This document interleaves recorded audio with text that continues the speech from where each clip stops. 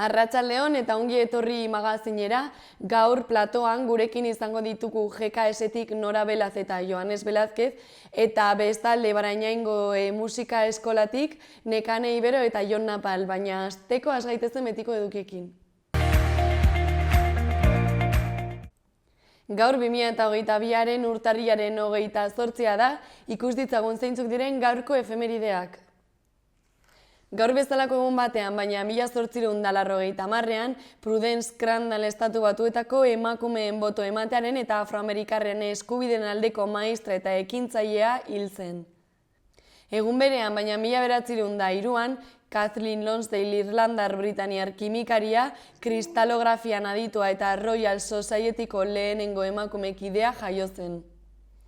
Urte batzuk beranduago, 1928an, Vicente Blasco Ibáñez Espainiar idazle, kazetari eta politikaria hil zen.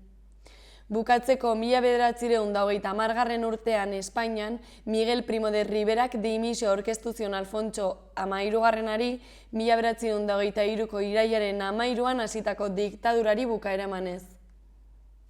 Ikus ditzagun orain gaurko lerroburuak zeintzuk diren.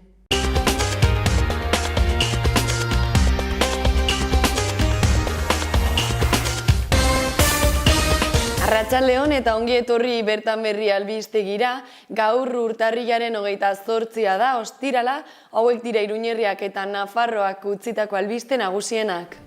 1326 COVID positibo berri erregistratu dira hortzegunean Nafarroan. Euskal Herrian egin dezagun posible lan erreforma honi ez lelopean labek elkartaratze egin zuen Nafarroko gobernuaren aintzinean aldarrikatuz soldatetan gutxienez konsumo prezio indiziaren igoera bermatzea langile gehiago ez pobretze aldera. Lab sindikatuak Baztanbidasoko aldarrikapen eta borrokak ikusarazi dituen. Labek eta elak enpresan ordezkaritzaren gehiengoa duten sindikatuek atzo eta Subinsaren lan zentro guztietan greba egiteko deia egin zuten. 121 errepide nazionala Zunbila parean izan den tirokatzearekin zerikusia izan dezaken emakume bat atxilotu zuen atzo foruzaingoak. Txibite lehendakariak eta Planas ministroa bat atoz Nafarroko nekazaritzako elikagaien sektorearen bultzadarekin. Nafarroan bataz bertze 13%, 59 jaitsi da langabezia 2021an. Txantreako Ezkaba plazak eta Lezkairuko Marabillas Lamberto plazak badituzte jada estalitako aurrendako jolasguneak. Nafarroko gobernuak noainen etxekitetza sustatzeko lurzati publiko bat eskainiko duela iragarri du. Nafarroko gobernuak arnas guneak beka mairu antzerki tailerrari eman dio.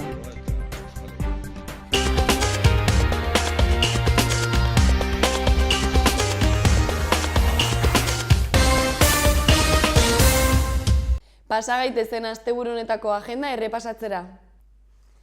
Gaur arratsaldeko 6etan Txantreako Salestarretan Matilda Horrentzako filma ikusgai izango da.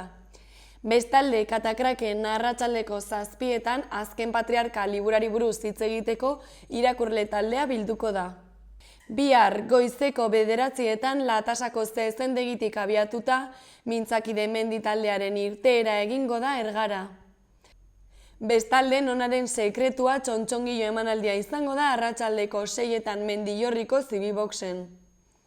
Eta agendarekin bukatzeko, igandean, arratsaldeko 5:30 Haurrentzako zinea, Asto Erregea Txantreako Euskaldunon biltokin. Horretaz gain, Odei Magoaren ikuskizuna egongo da Burlatako Kulturetxean arratsaldeko 6etan. Aztertu ditzagun orain gaurko egunkarien azalak. Diario de Notiziasekin hasiko gara, lerroburu nagusiak dio, Nafarroak 9.500 enplegu sortu dituela 2021an eta langabezi tasa 9,9,83ra jaitsi dela. Beherago argazki batek lagunduta horrela dio hurrengo lerroburuak. Nafarroa solidarioa 12 proiektutan. Honen azpian hori azpimarratuta lehenengo lerroburuak dio, ministroak KN taldea adibidetzat jarri duela. Eta bigarrenak ordea, Barja giharretako lesio batengatik bajan dagoela dio. Azaleko goiko aldera itzulita, eskuineko aldean egunkariak azpimarratu du, Nazional 121A errepidean gidari bati tiro egiteagatik emakume bat atxilotu dutela. Horretaz gain, lan erreforma ERC-ren eta Bilduren babesik gabe kolokan dagoela nabarmendu du. Bestalde, Nafarroan 2021ean trenak COVID-aren aurretik baino 129 bidaiari gutxiago izan dituela ohartarazi du Diario de Noticiasek. Honen azpiko lerroburuak dio, osasun sailak lehen mailako arreta babesteko hartu zituen neurri azkarrak defendatu dituela. Bukatzeko, Iruñak berriro aurre eskoletan euskararen eskaintza jaitsi duela azpimarratu du egunkariak. Orain, Diario de Navarrara pasako gara. Lerroburu nagusiak dio, Nafarroak 9.500 lanpostu berrirekin itxi zuela urtea eta pandemiaren aurreko mailara itzuli dela. Beherago argazki batek lagunduta horrela dio hurrengo lerroburuak. Lezkairu Iruñeko azken aurre eskola. Bestalde, egunkariak azpimarratu du, Europak argi berdea eman diola COVID-19aren aurkako Pfizerren pilulari. Goiko aldean grisez azpimarratuta lehenengo lerroburuak dio, basurdeek baztanen eta bertitzen kalteak eragin dituztela. Bigarrenak ordea, eztiaren ibilbideei buruz hitz egiten du. Eta azkenekoak sadarrak lagunarteko partida batean 5.500 zale bildu dituela dio. Gararekin jarraituko dugu orain. Azalaren lerroburu nagusiak dio Urkulluk egungo murrizketak luzatzea erabaki duela. Honen azpian argazki batek lagunduta horrela dio hurrengo lerroburuak. Derrerum natura Sistiagaren inspirazioa. Bestalde, egunkariak azpimarratu du Zaldibarko zabortegiari buruzko informazio gehiago eskatu diola Europako Parlamentuak lakuari. Horretaz gain, Basauriko udalak iragarritako makrouda baztertzea erabaki duela ohartarazi du.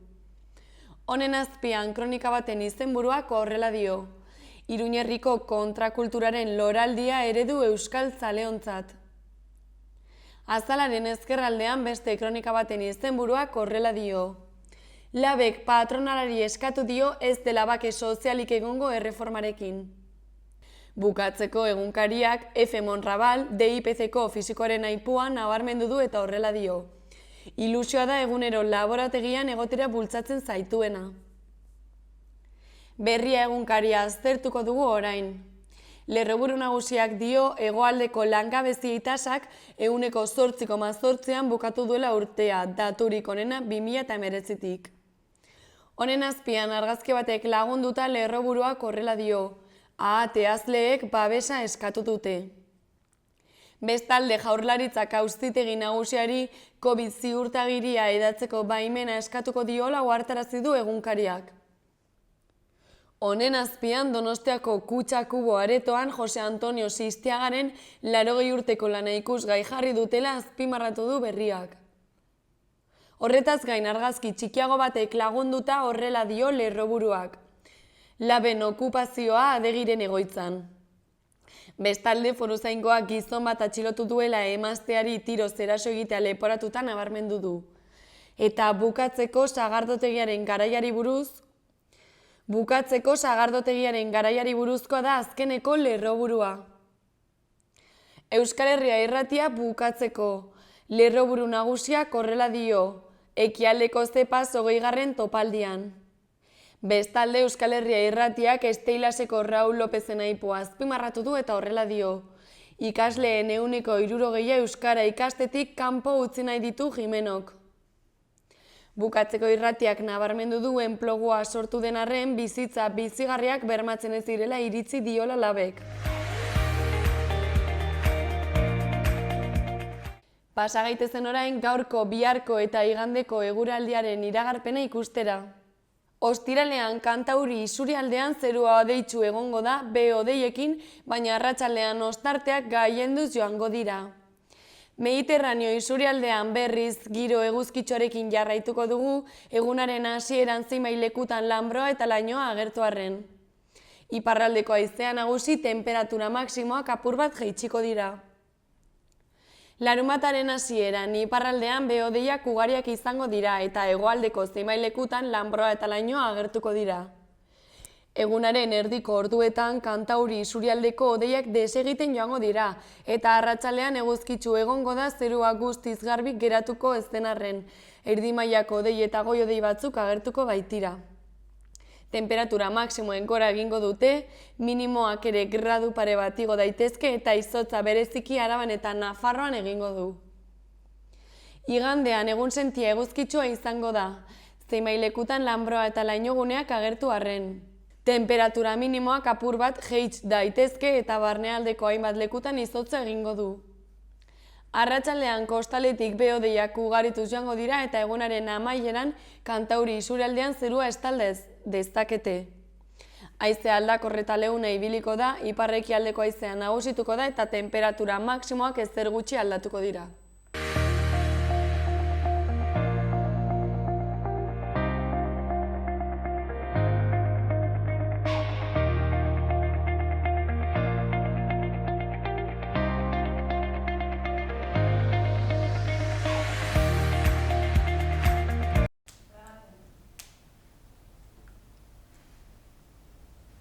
Gaurkoan GKS-etik Nora Belaz eta Joanes Velázquez etorri zaizkigu platora gurekin hitz egitera. Kaixo bi, zer moduz? Opa, kaixo. Bueno, konta eguzue pixka bat, bihar urtarriaren 29-erako, biharko, mobilizazioak deitu dituzue, burgesiaren diktadura gelditu lelopean. Orduan, Nora, jarri guzu pixka bat iztu inguruan. Zergatik mobilizazio hauek zer salatzen duzu bihar? Bale, zongi. Bueno, lehenik eta behin eskerrik asko gonbidatzagatik. Eta bai, esan duzu moduan bihar mobilizazioa ditugu bai Bilbon, bai Iruñan. Eta, bueno, batez ere salatuko duguna izango da, gaur egun gazte langileok eta orokorrean langile klaseak bizi duen egoera politiko eta ekonomiko. Pixka testuinguruan jartzeko, denok dakion moduan gizarte kapitalista krisian dago, ez? Geroz eta agerikoagoak dira sistema kapitalistaren kontraesanak eta krisi garaian burgesiak berregituratze prozesu bat martxan jarri behar du, ez? Hau da, modernizazio prozesu bat, bazken finean irabazi tasak mantendu ahal izateko edo behintzat saiatzeko. Zentzu horretan esan dezakegu ofentsiba ekonomiko eta politiko baten erdian gaudela, ez? Eta labur esan da, gure bizi baldintzak geroz eta kaskarragoak dira, eta aldi berean gure eskubide zibil eta politikoak ezagatzen ari dira, ez? Gero eta eskubide eta askatasun politiko eta zibil gutxiago ditugu. Orduan, gero joango gara hori guztia azaltzen, baina orokorrean hori litzateke. Eta, batetik, ofentsiba ekonomikoaren bidez burgesiak lortzen duena da beraien interes ekonomikoak babestea, eta ofentsiba politikoaren bitartez egoera hori normalizatzea, ez? Oso ongi. Joanes, uste dute Norak oso ongi jarri gaituela testuinguruan, orduan nire galdera orain da prekarizazioa aipatu duzue, zergatik ematen da pobrezia hori, ez pobrezia eta prekarizazio horren gorakada? Esan bezala, gaur egun krisi garaian gauden heinean, burgesiak gizartearen esparru guztietan berregiturak eta prozesu bat jartzen du martxan, hau da, kapitala metatzen jarraitzeko, edo beste modu batean esan da, gaur egun berregiturak eta prozesu bat jartzen du gaur egungo egoerara egokitzeko. Hori bai ikus daiteke aldaketa neurri edo erreformen bitartez, eta horren adibide badira gaur egun pilpilan dagoen lan erreforma, Europar funtsak, pentsio sistemaren erreformak eta bar. Gaur egun gertatzen ariren aldaketa guzti horren baitan oinarritzen da gaur egungo krisian. Orduan ez duk aipatutako esparroiek ez edo ez dakit nola azaldu ezaugarri horiek eragiten dute langileriaren prekarizazioan zuzenki izango zenuke? Bai, argi dago horrek bai ofentsiba ekonomikoak eta bai ofentsiba politikoak eragin zuzena dutela gaur egun langile klasearengan. Ikus daiteken moduan gaur egun gertatzen ariren kaleratzeekin, soldaten murrizketekin eta bar luze bat. Eta Nora, orain COVID-ari buruz hitz egingo dugu, nola eragin dio COVID-ak langile klaseari eta horrek ere eragina izan du zuek aipatzen duzuen pobrezia eta prekarizazio horretan? Bueno, lehenik eta behin, esan barra dago COVID-19 edo virus batek ez duela erabaki politikorik hartzen, ez? Eta zentzu horretan, virus honek ez duela ematen ari den proletarizazio prozesua eragin edo sortu, ez?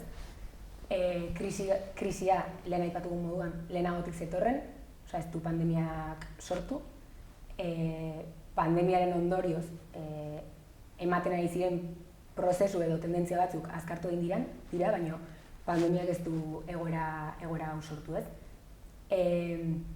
COVID-19 arira neurri autoritario ezberdinak hartu dira, pandemia osoan zehar, daramatzagu ja 2 urte pandemiaekin eta egoera okerrera doa. Eta bueno, hori esan dagoa, hartutako neurri guztiak izaera autoritario bat izan dute, eta egon dira bideratuta enpresaria handien interesak babestera edo bermatzera. Naiz eta askotan esaten den gure ongizate edo denon ongizatea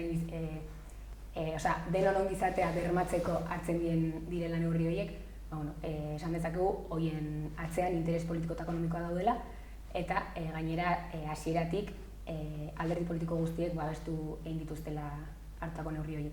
Eta horrek bai izan duela eragin bat, langile klasearengan, eta gainera, hori, esan duguna, neurri guztiz autoritarioak direla, eta janez komentatu dena, horrek ere eragin duela gaur egongo miseriazko egoera, eta en todo caso erantzule eta errudunak beraiek dira eta ez virusa, edo koronavirusa.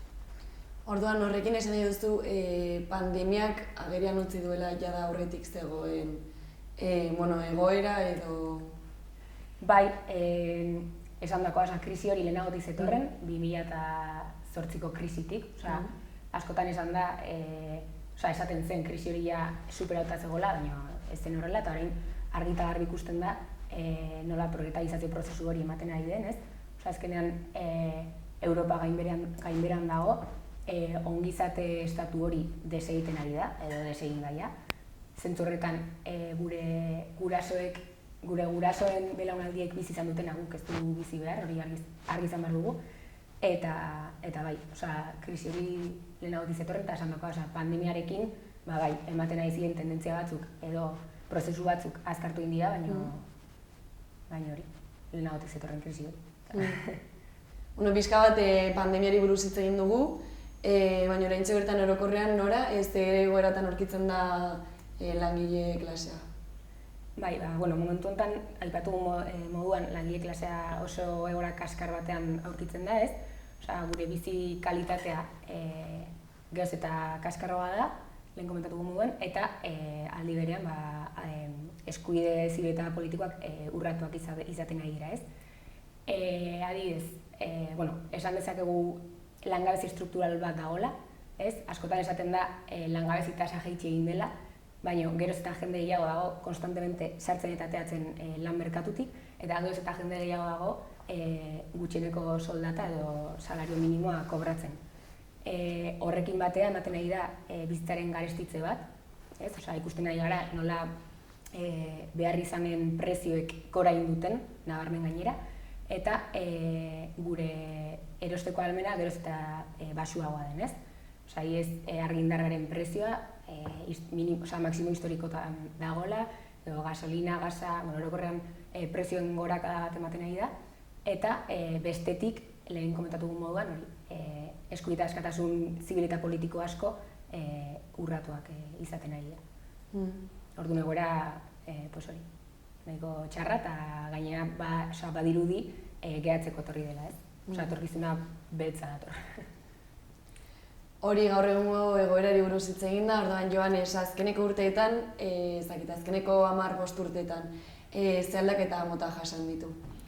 Alde batetik izango genuke gaur egun bizitzen ari garen proletarizazio prozesu bat, zeinetan langile klaseak geroz eta baldintza okerragoetan dago, bai ekonomikoki zein politikoki, eta horren adibide izan daitezke hartutako neurri autoritarioak etorkizunerako aurrekari arriskutsuak direla. Izan ere, etorkizunean normalizatuagoak egongo dira bai sozialki eta bai juridikoki, eta honetaz gain, gaur egun bizitzen ari garen errepresioaren gorakadarekin, jazarpen poliziala askoz ere nabarmenagoa da auzo eta herrietan, kontrol soziala areagotu dute, eta hori guztia gazteak kriminalizatzeko erabili izan dute pandemian zehar. Eta azken finean, edo ondorio moduan, ondorio estatu dezakegu, bizi eredu pobre batera kondenatzen ari gaituztela, eta geroz eta prekario edo baldintza prekario batzuetan bizi garela. Bueno, langileriaren egoerataz ari gara orain hitz egiten, baina zuk Joanes aipatu duzu gazteak ze egoeratan bizi dira gaur egun eta gazte langileak. Gazte langileon egoera ekonomikoari dagokionez, izango genituzke soldata minimoen truke lan egitea, normalizatuta dauden aldi baterako lanak, praktiketako kontratu zein dualak ere, formaziorik gabe lan egitea eta horrek ekartzen dituen lan arriskutsuekin, eta honetaz gain kaleratzeak eguneroko ogi bihurtu direla. Eta horrek eragin zuzena dauka noski emantzipatzeko zailtasunarekin, hau da, kaleratzeak edo etxe bizitzen kaleratzeak gertatzen diren bitartean, gazteok ditugun emantzipatzeko zailtasunak oso handiak dira. Lotsagarria da adibidez, soldataren 40% alokairua ordaintzera bideratuta egotea. Eta eta gainera horretaz gain, norak lehen aipatu duen moduan, argindarraren prezioaren gorakadarekin, gas naturalaren prezioaren gorakadarekin, eta bar. Eta Nora, igual zaila izan daiteke galdera hau, baina zein da konponbidea egoera honekiko konponbidea? Guretzako konponbide edo alternatiba bakarra sozialismoa litzeteke. Hori prozesu konplexua da eta ez dugu lortuko egun batetik bestera, hori argi dago. Orain momentu honetan gure apostua edo guk uste nahi behar duguna da geroz eta jende gehiago mobilizatzea, geroz eta jende gehiago izatea basakeria hau salatzen duena eta basakeri honen kontra mobilizatzen eta antolatzen dena, eta bide horretan jarraituko gu lanean. Importantea da politikari profesionalen fartxarik kanpo antolatzea, ze azken finean alderdi politiko guztiak, ezkerrekoak zein eskuinekoak, kapitalaren menpe daude, eta zentzu horretan, esan genezake, alderdi politiko hauek mugatzen diela burgesiak edo enpresia handiek sortako miseria kudeatzera, ez? Horretaz aparte, gure ustez, sozialdemokraziaren papera edo funtzioak bilirateke, nagusiki, batetik bake soziala mantentzea, ez? Erreforma txiki edo aldaketa txiki eta superficial batzuen bitartez, eta estetik, oztopo politiko bat izatea, ez? Azken finean, antolakuntza independente hori oztopatzeko eta ekiditeko. Orduan horregatik esaten dugu, hortik kanpo antolatu behar garela, geroz eta gehiago izan behar garela horren kontra antolatu eta mugizatu garenok eta hori esan dakoa. Horretan jarretuko lanean. Orduan, Nora, biharko egunean zer eskatuko duzue? Guk eskatu, ez dugu ezer eskatzen. Guk gure proiektu politiko propioa daukagu, proiektu horrek helburu orokor batzuk ditu, helburu finala da litzateke klasei gabeko gizarte bat eraikitzea, eta egiten dugun guztia norabide horretan kokatzen da, ez? Zentzu horretan, esan dako, hau guztia prozesu bezala ulertu behar dugu, eta prozesu horretan, geroz eta mobilizazio jenditsuagoak lortu behar dira, eta esan dako, egiten dugun guztia norabide horretan egon behar da kokatuta. Gero, horretaz aparte, momentu honetan guretzako oso importantea da, edo ezinbestekoa da, eskuide politikoen aldarrikapenak egitea, geroz eta eskuide politiko gehiago eskuratzea, ze bestela ezin izango gure jardun politikoarekin jarraitu. Epe motzea hori izango litzateke aldarrikapenetako bat, baina hori esan dakoa. Joanes, eta orduan biharko egunaren inguruan zer espero duzu, zer erantzuna espero duzu? Vale, mobilizazio jendetsuak espero ditugu, gaur egungo testuinguruak eskatzen dituelako mobilizazioak eta jendea kalera ateratzera, eta horregatik aste hauetan zehar, edo hilabete honetan zehar, egon gara bai auzo eta herri desberdinetan propaganda egiten, bai kaleetan eta bai sare sozialen bitartez, eta honetaz gain lanketa egin dugu jendearekin, eskurriak banatuz, batzar informatiboak deituz auzo eta herri desberdinean pixka bat egoeraren berri emateko eta manifestazioaren arrazoiak plazaratzeko.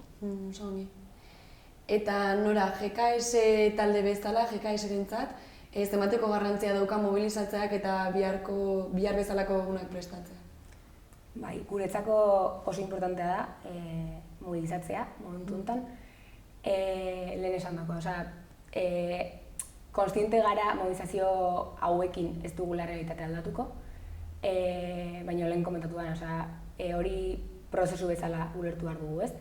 Orduan, zentzu horretan, edo prozesu horretan zehar, mobilizazio jendetsuak lortzea ezinbestekoa izango da gauzak aldatu nahi baitu, eta hori. Baina bai, oso importantea dagoentzako. Joanes, biharko bai Iruñan eta bai Bilbon ere, ze ekintza mota antolatu dira edo zer egingo da? Bale, bihar, hori, komentatu duzun moduan, Bilbon eta Iruñan manifestazioak deitu dira, ofentsiba ekonomikoa eta politikoa gelditu lemapean, eta manifestazioaren ondoren ekitaldi bat antolatu dugu. Eta naiz eta datu zehatzik izatea ezinezkoa izan, zenbateko partaidetza espero duzuen, nora? Jendetxoa izatea edo jendearen babes hori nabar izan duzuen lehenagotik edo? Bai, pixkat Joanesek komentatu dena, ez? Espero dugu mobilizazio jendetsuak izatea, baina, bihar ikusiko dugu. Egia da, dana batzagula aste batzuk jendearekin lanean, jendearekin hitz egiten, kale presentzia egiten, eta espero dugu horrek ere bere fruituak ematea, baina hori, bihar ikusiko dugu. Eta nora, orokorrean 2022ko aurre ikuspenak edo helburuak? Bai, manifestazio hauek hasiera baino besteik ez dira izango. Hortik tendentzia izan beharko litzateke mobilizazio ziklo potente bat abiatzea, mobilizazio jendetsuak egiten jarraitzea, baina ikusiko dugu, eta gero horretaz aparte ere koiunturak oso pisu handia dauka guretzako, orduan horren arabera joango gara gauza batzuk egiten edo besteak, baina tendentzia hori litzateke mobilizazio jendetsuak egiten jarraitza eta mobilizazio ziklo potente batekin jarraitza. Eta ez bakarrik egin, baizik eta territorio gehiagotara edatzea ere izan litzateke apustu. Joanes, eta horren elkarrizketa bukatzeko, zer gehitu nahi baldin baduzu, zure txanda? Argi dago, ezin bagara, antolatzen ez baldin bagara, gaur egungo askatasuna eta ongizatea bermatzea ezinezkoa izango dela, eta hortaz ezinbestekoa dela antolakuntzaren hautuan berrestea, basakiri honi aurre egiteko. Hortaz, urtarriaren 29an, hau da bihar, mobilizatzera deitzen dugu jendea, bai Bilbon eta bai Iruñan. Hau izan da guztia, eskerrik asko biei etortzagatik eta gurekin informazio guztiago konpartitzagatik. Eskerrik asko zuei. Gara arte. Agur.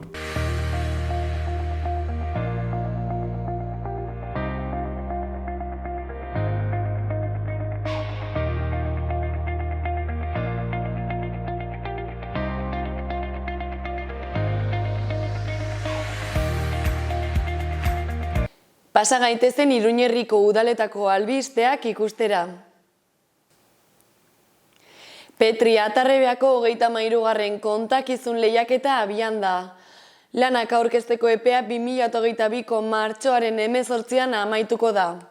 Herriko ikastetxeetako lehen hezkuntzako 3. zikloko edo 2. hezkuntzako lehenengo zikloko ikasleek eta herrian bizi eta beste ikastetxe batzuetan ikasten duten ikasleek parte ahal izango dute lehiaketan.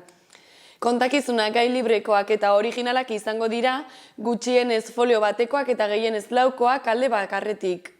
Parte hartzaile bakoitza kontakizun bakarra aurkeztu ahal izango du. Iruñean Lezkairuko aurreskola berria inauguratzea eta Mendebaldeko aurreskola berriro irekitzea dira, Iruñeko udal aurreskoletan 2022-2023 ikasturtetarako nobedade nagusiak. Horrela, ikasturte honetako 10 eskoletatik datorren ikasturteko 12etara pasako da.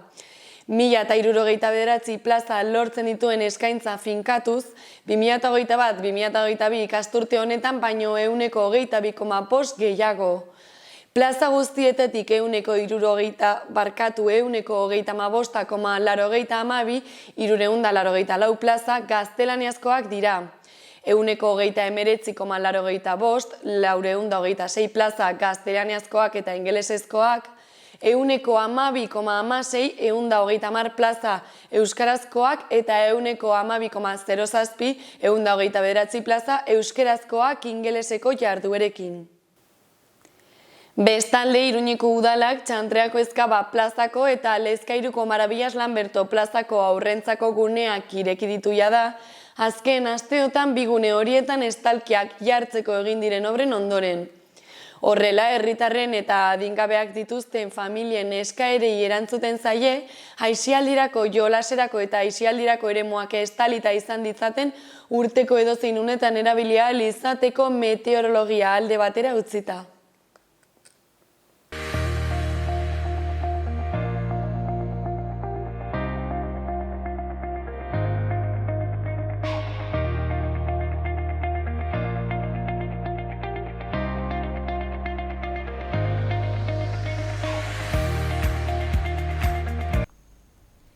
Gaurkoan, Barainaingo musika eskolatik Nekane Ibero eta Jon Napal etorri dira platora gurekin hitz egitera. Egun on biei. Egunon. Zer moduz? Ongi, Bueno, esan beharko. bai. Bueno, atzo mobilizatu zineten Barainaingo musika eskolako egoera salatzeko, izan ere zuzendariaren dimisioa eskatzen duzu, ezta? Orduan, konta iguzuen, non hasten da egoera hau eta zergatik? Bueno, orain dela ja hilabete batzuk salatu genuen egoera bat. Eta, azken finean, zuzendariak etengabe eskolako barne araudia urratzen duelako. Barne araudi honetan, eskolako estamentu guztien erantzunkizunak hartzen dira, eta haiei esker, eskola funtzionatu egiten du, ez da? Baina zuzendariak etengabe urratuz gero, jokabide autoritario bat ezartzen ari da. Eta hori da salatu genuena. Eta zeintzuk dira adibideak aipatzen duzu arauiek urratzen dituela, baina horrek zer esan nahi du? Adibidez, irakasle guztion iritzia ez duela kontutan hartzen, edo irakasleen klaustroa baditugu eskubide batzuk edo bete behar batzuk. Bete behar batzuk, bai, eskolako estamentuetan ezartzen dira, ez? Eta orduan, berak, kasu egin beharrean, hartzen ditu berak nahi dituen iritziak edo berak nahi dituen erabakiak eta horrela egiten du. Eta orduan, klaro, gu geratzen gara, ezer egin gabe. Naiz eta guztiok bere iritzien kontra egon edo kontrako arrazoiak eman, berak aurrera jarraitzen du eta ez du batere kontutan hartzen, gainontzeko lankideen, azken finean lankidea gara, lankideen iritzia. Bai, esate baterako lan pedagogikoa egin behar dugu denon artean, bez? Eta horrela jartzen du estamentuetan edo barne araudian. Eta berak ez digu hori... Ez digu ez kasurik egiten, ez gure artean biltzen uzten, azken finean hori jokabide autoritarioa ezartzen du eta berak erabakitzen du dena. Hori da. Guztiok berarekin ados egon edo ez. Eta, klaro, horren ondorioz, estresa eta antsietatea pairatzen dugu. Eta giro oso txarra daukagu. Orduan, zuek atzo salatu zenuten egoera hori, horrek esan nahi du aurretik datorrela, ez, egoera hau. Orduan atzo, mobilizazioak oraintxe bertan, ze egoeratan aurkitzen zarete Barainaingo musika eskolako langileak? Atzoko manifestaldia egin genuen eskolako patronatuari laguntza eskatzeko, eta hortan gabiltza patronatuaren partez erantzun bat ematen diguten edo ez itxaroten.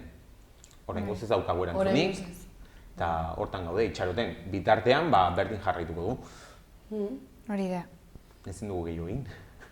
Zuek adibidez bidali zuen prentsa oharrean, edo kaleratu zuen prentsa oharrean, aipatzen duzue hasieran zegoen zuzendaritza taldeak dimititu zuela eta zuzendaria bakarrik geratu zela. Zergatik gertatu zen hori? Desadostasunak izan zituztelako berarekin. Eta orduan, haiek aipatzen duten bezala, konfidantza falta sumatzen zuten. Eta, hobeki esan da, litekeena, hoberena izango litzateke haiek azaltzea, ez? Osea, guk bakarrik esan dezakegu... Beraiek esan digutena. Bai, hori da, baina gu ez gara izan zuzendari. Zuzendaritzan ez gara egon, baina hori, beraien arrazoiak eman zizkigutenean, azken finean nekanek esan duena, konfidantza falta, gardentasun falta zuzendaritza taldearen barne, eta holako jokabideengatik. Desadostasunak batez ere, beraien artean desadostasunak eta holako pertsona batekin lan egitea ezinezkoa egiten zitzaielako. Hori da, bai. Horregatik, azkenean bera bakarrik geratu da, eta gure ustetan hori eskola aurrera eramatea ezinezkoa da. Nekane, zuk oraintxe aipatu duzu, estres egoera eragin duela, zuengan, langileengan, orduan nire galdera da, ze orokorrean, adibidez, estres egoera eta zer gehiago eragin dizuei horrelako egoera bizitzeak? Adibidez, asko kezkatzen gaitu gure eskolako musikako kalitateak, hezkuntzako kalitateak, behera egiten ari delako. Bai, azken finean hori, irakaskuntzan kalitatea, gure lan egoera baita, azken finean giro txarra baldin badago lantokian, inorez dago pozik, batzuei gehiago afektatzen die edo kaltetzen die, eta beste batzuei pixkat gutxiago, baina azken finean egia da guztiok arduratuta gaudela egoera honekin. Bai, ikasleengan kalitate falta nabaritzen delako, eta bai gure lanpostuan nabaritzen delako. Hori, izen emateak adibidez bera egin dezake. Matrikulazioan hori... Hori ikustea arduratzen gaitu. Hori pasa izan da matrikulazioek bera egin dutela. Ez da pasa, baina gure ustetan pasako da. Pasa daiteke. Azken finean ekintza edo berak daukan jokabidearekin irakaskuntzan edo ikaskuntzan kalitatea jaisten alda, eta ondorioz ikasle askok esaten edo kopuru bat esaten aldu ez dela hurrengo urtean gurekin egon. Eta horrek larritzen gaitu. Bai. Eta zuen salaketen erantzuna, bere erantzuna, zuzendariak zer esaten du honi buruz edo ze jarrera hartu du honen aurrean? Jarrera berdina mantentzen du, bere ustetan dena ongi doa, eta ez daukagu inongo arrazoirik olako eskaerak egiteko. Bai, eta ulertezina egiten zaigu, ulertezina. Osea, bai, ulertezina da klaustrosoaren nahiak kontuan ez izatea. Aipatu behar dugu hori, irakasle guztiok eskatu egin diogula. Gauza bera, bere dimisioa. Bere dimisioa edo... Edo patronatuari kargu ustea. Baina horretan gabe. Bere erantzuna... Dena ongi doa. Dena ongi doa, eta ez daukagu inongo arrazoirik hola jartzeko edo holako ekintzak burutzeko. Nahiz eta guztiok eskatu. Eta patronatuak ere eskatu egin zion. Patronatu batean eskatu zion, kargua uztea eta berak esan zuen ez. Eta hortan gaude, itxaroten, eta... Eta orduan zeinek dauka azkenean horren azken erabakia edo? Gure ustetan, patronatua izan beharko litzateke kargua uzteko arduraduna edo. Arduraduna. baina beraiek esaten dute araudian, barne araudian ez dela agertzen kargua uzteko inongo idatzirik, eta ezin dutela ekintza hori hartu, baina baita ere lehenengo puntuan argi geratzen da zuzendaritza taldea 3 pertsona Osatu behar dutela. Eta kasu honetan pertsona bakarra da. Ondorioz guk esaten diogu patronatuari berak hartu behar duela erantzukizun hori. Bai. Zuentzako zenbateko garrantzia dauka horrelako eskola batean edo zein lan eremutan langileen arteko edo zuzendari eta langileen arteko harreman ere bai ona izatea edo sasuntsua izatea, zenbat garrantzia dauka horrek zuentzako? Handia, ez? Garrantzia handia. Denon artean lan egitea ezinbestekoa da. Are gehiago musika eskola batean, ez? Musika azken finean da hori, denon artean jotzea zerbait, ez? Abesti bat edo zerbait, orduan. Oso beharrezkoa da denon artean iritziak entzutea eta adostea zerbait, ez? Erabakiak hartzea eta denon artean hezkuntza lantzea. Denon artean eskolaren ardatza zein izanen den erabaki behar dugu. Kasu honetan, zuzendariak izanen aldu pixkat garrantzi gehiago, baina gainontzeko kideen iritzia kontutan hartu behar da. Baina hori ez bada kontutan hartzen, giro txarra sortzen da. Eta ez bakarrik guk esaten dugulako, baizik eta estatutoetan horrela ezartzen direlako, ez? Orduan, kaso egin behar diogu, estatutoei. Eta adibidez, zuentzako zenbateko garrantzia dauka atzo bezalako egun batek denak elkartzea eta mobilizatzea egoera salatzeko? Ja gutziok ados egotea sekulako arrakasta atzokoa. Egia esan, atzoko mobilizazioa ez genuen, batez ere egin genuen iritzi publikora pixkat irekitzeko eta hori patronatuari laguntza eskatzeko. Gure arazoari konponbide bati erantzuna emateko. Hori zen gure intentzioa edo asmoa. Eta ze hori hartzun mota eduki zuen atzoko egunak eta jendearen babesa nabari zenuten edo zer gertatu zen? Oraingoz ez genuen ikasleen ez da familien babesa jaso nahi. Bakarrik egin genuena zen hori eskatu patronatuari laguntza edo erabaki bat hartzea edo zerbait horrela, ez? Azken finean, ikasleak nahiko sufritzen ari dira edo egoera honek bere eragina dauka haiengan eta ez genuen haiek erdian jarri nahi. Hoxe, azken finean, beraiek nahikoa dute, nekanek esan duen moduan, nahiko dute pairatzen ari dutena, eta ez genuen beraien kasuan ardura gehiago hartzea. Hori da. Bakarrik nahi genuen udaletxean edo patronatuko partaidei gure arazoa ikustaraztea. Orain dela hilabete batzuk salatu genuen egoera hau, eta patronatuak badaki zer gertatzen ari den eta nolakoa den gure egoera. Baina oraindik erantzunik jaso ez dugunez, erabaki genuen publikoa egitea, hau dena, eta aber horrela zerbait mugitzen diren patronatukoak. Patronatukideak. Zuek aipatu diazu oraintxe, ez zenituztela ikasleak erdian jarri nahi, ez egoera gehiago ez afektatzeko edo modu batean, edo beste, orduan, nire galdera da, aldata guztiz ere jendeak badauka, ez, bere iritzea eta zuek esan bezala publikoa egin duzue kasua, orduan, Barainaingo herritarren iritzea edo zein da, babesa jaso duzue, bizilagunen babesa jaso duzue?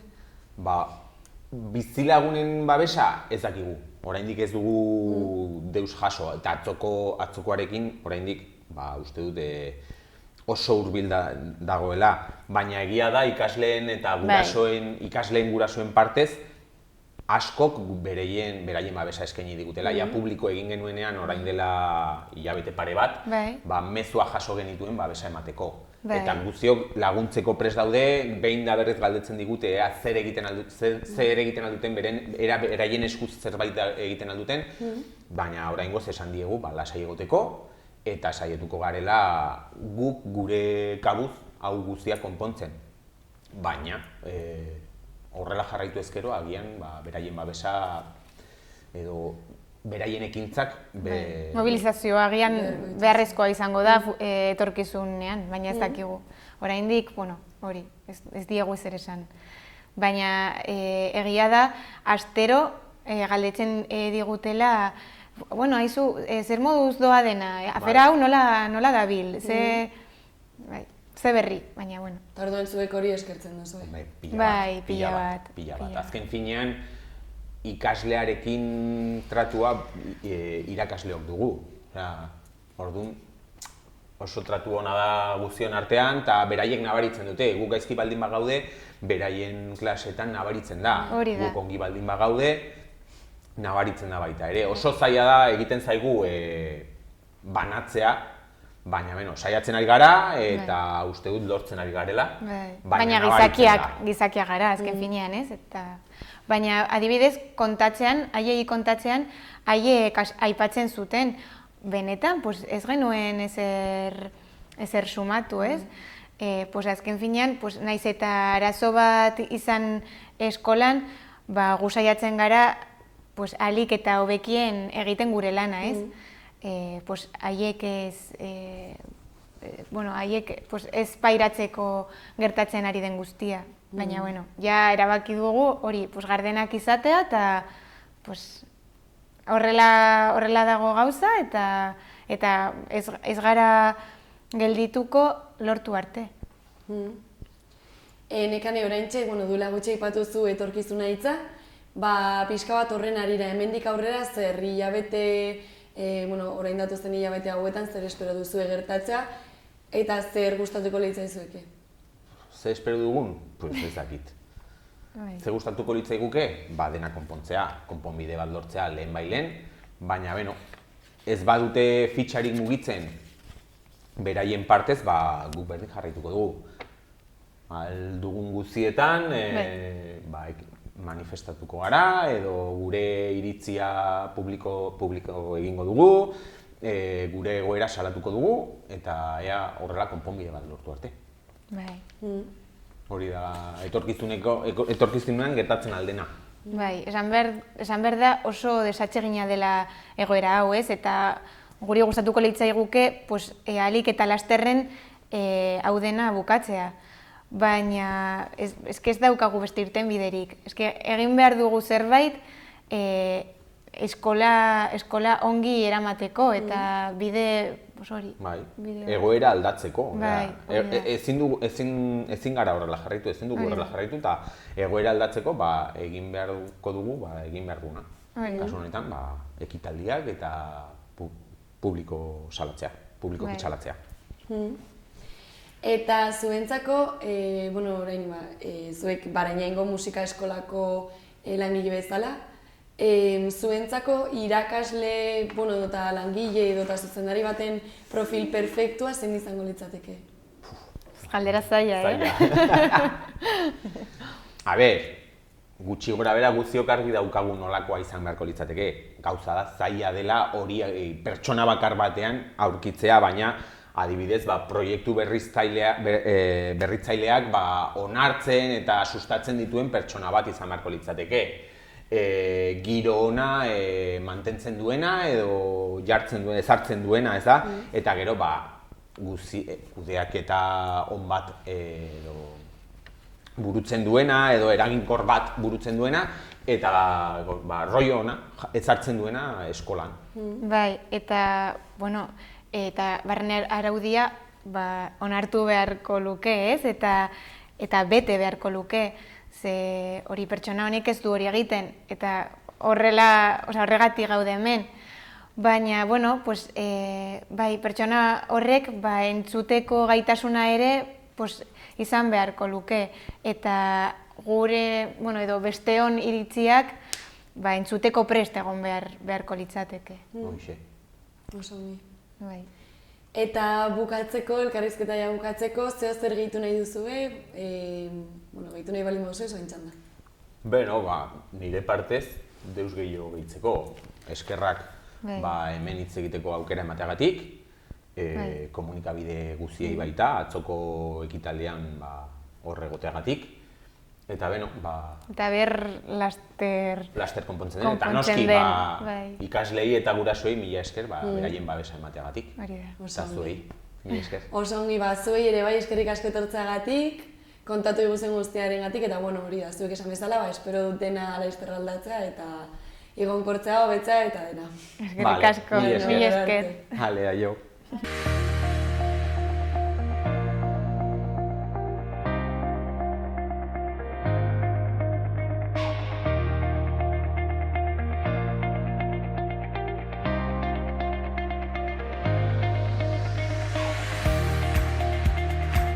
Eta hau izan da guztiak aurkoz, eskerrik asko zuen arretagatik eta hurrengo astelehen arte.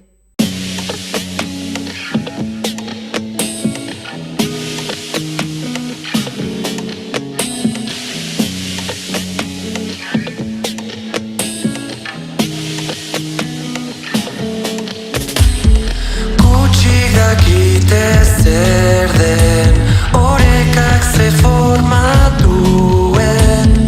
Gutxik dakite zer den, bideak gordetzen duna.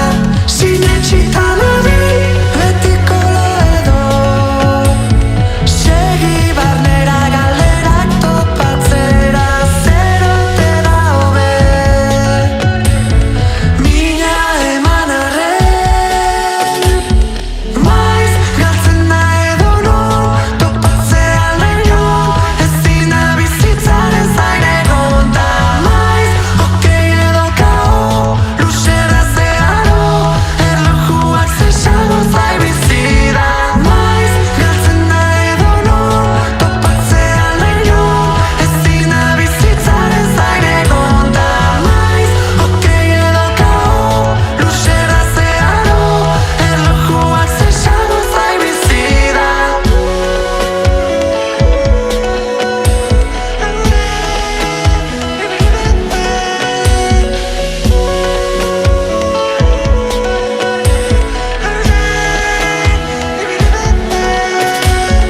Ez du asko kasmatzen, datorren hori onartzen.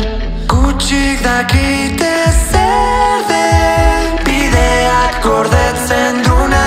Sinetxitan nabil, betiko lo edo. Segi barnera erantzunik baute da, zerote da hobe.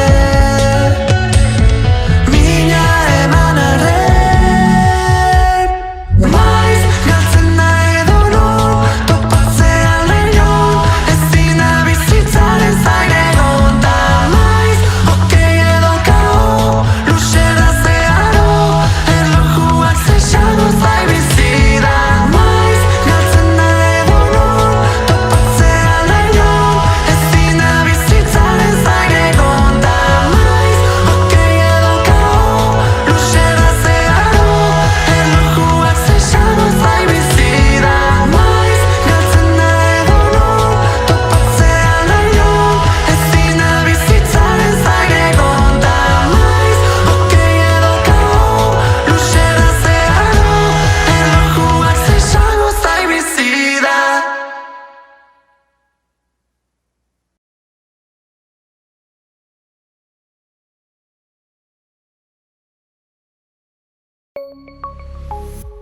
Gobierno de Navarra. Nafarroako gobernua.